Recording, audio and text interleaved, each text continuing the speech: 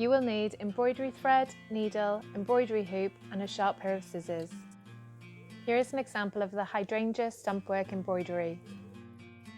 To begin, find a circular object to draw around. Remember, the bigger the object, the more French knots you're going to have to do. Once all your circles are drawn, you then want to draw an outer circle about 1 centimetre away from the original. It's now time to start your French knots. So you're bringing through the needle from underneath the fabric, ensuring that there is a knot at the end of your thread. You then need to hold your needle very close to the fabric and wrap the thread around tightly about 3 or 4 times.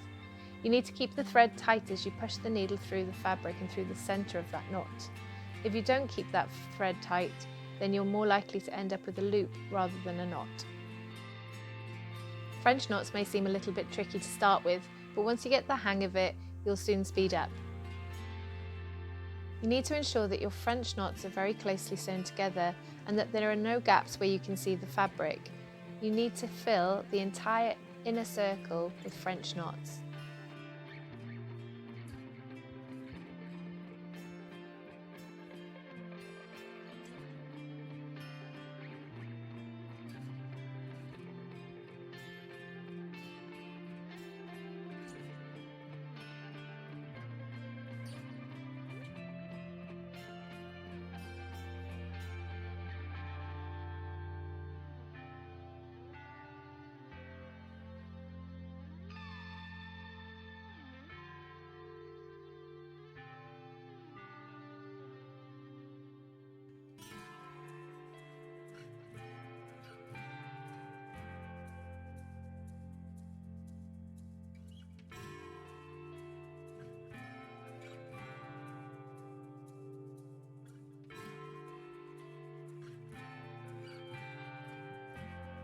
Once all your circles are complete, you can then cut around the outer circle with a sharp pair of fabric scissors.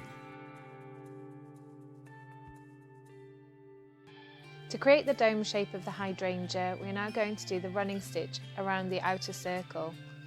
Begin by doing a double stitch and then do a running stitch all the way around the outer circle.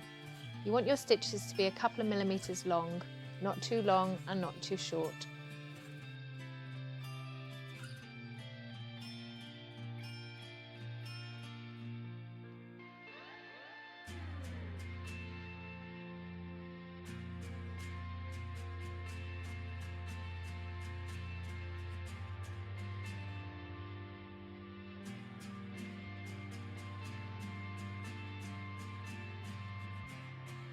Once you've finished the running stitch, it's now time to gather. Place your thumb in the inside of the circle and then just very carefully ease the thread until you get a nice even gather at the bottom of your hydrangea. Secure this in place by using a knot or a double stitch. To make the leaves, I have painted some white fabric and then cut loosely in the shape of a leaf, folding one end and stitching it in place. It's worth making a few of these and then trying a few different arrangements, taking photos as you go until you find the one that you're most happy with.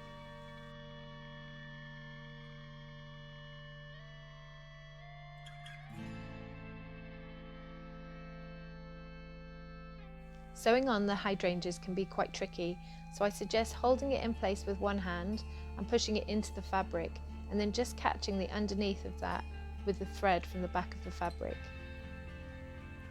Be sure to sew everything securely and ensure that you finish all of your stitching with a tight knot.